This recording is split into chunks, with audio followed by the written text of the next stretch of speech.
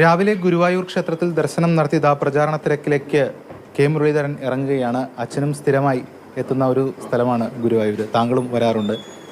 കണ്ണനെ കണ്ട അനുഗ്രഹം വാങ്ങി തുടങ്ങുകയാണ്. തീർച്ചയായിട്ടും ഞാൻ എല്ലാ മാസവും ഗുരുവായൂർ വരാറുണ്ട്.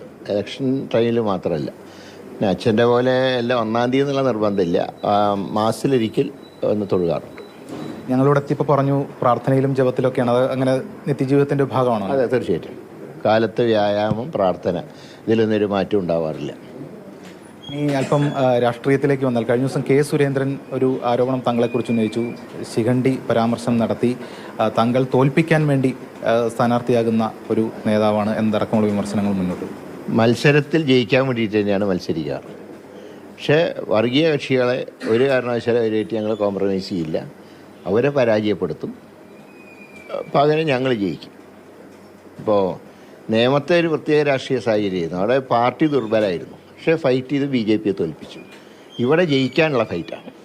ഇവിടെ BJP 3-ാം സ്ഥാനത്തേക്ക് തള്ളുക, തൃശ്ശൂർ നിലനിർത്തുക, അതാണ് ഞങ്ങളുടെ ലക്ഷ്യം. പിന്നെ സുരേന്ദ്രൻ പാർട്ടീനെ എല്ലാ സന്ദർഭത്തിലും മറ്റുള്ളവർക്ക് വിൽക്കുന്ന ആളാണ്, പ്രത്യേകിച്ച് മാർക്സിസ്റ്റ് പാർട്ടിക്ക്. അല്ല, ലിങ്ക് ഉണ്ടല്ലോ അവർ തമ്മിൽ. അതിനൊക്കെയുള്ള സ്ഥാനാർത്ഥികളാണല്ലോ ഇത്തവണ നിർത്തിയിട്ടുള്ളത്. ഒക്കെ മഹാഭൂരിപക്ഷം ദുർബലരായിട്ടുള്ള സ്ഥാനാർത്ഥികളാണ്. അത് CPM-നെ സഹായിക്കുകയാണ്. അപ്പോൾ സ്വന്തം പാർട്ടീനെ അദ്ദേഹം ഒറ്റ കൊടുക്കുകയല്ലേ. അപ്പോൾ അദ്ദേഹത്തിന് ഒറ്റുകാരൻ്റെ റോളാണ്. അതുകൊണ്ടാണ് ഞാൻ പറഞ്ഞത് ഒറ്റുകാരന് മറുപടിയില്ല. മറ്റൊന്ന്, ഇവിടെ തന്നെ വന്നപ്പോൾ സുരേഷ് ഗോപി പറഞ്ഞ തൃശ്ശൂർ ഇപ്രാവശ്യം ജനങ്ങൾ തന്നിരിക്കും എനിക്ക് എന്നാണ് കഴിഞ്ഞ ദിവസങ്ങളിൽ സുരേഷ് ഗോപി ഇവിടെ വന്നപ്പോൾ പറഞ്ഞത്. അത് സാധാരണ രീതിയിൽ എന്താണ്, തോൽക്കുന്നത് വരെ ജയിക്കുന്നുള്ള ആത്മവിശ്വാസം എല്ലാവർക്കും നല്ലത് തന്നെയാണ്. അത് പൊളിറ്റിക്സിൽ അങ്ങനെയാണല്ലോ പതിവ്.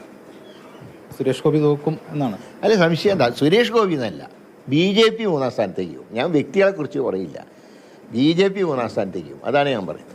മറ്റൊരു കാര്യം, പത്മജ കഴിഞ്ഞ ദിവസം പത്മജയ്ക്കൊന്ന് മറുപടി പറയേണ്ട പ്രചരണത്തിനെത്തും.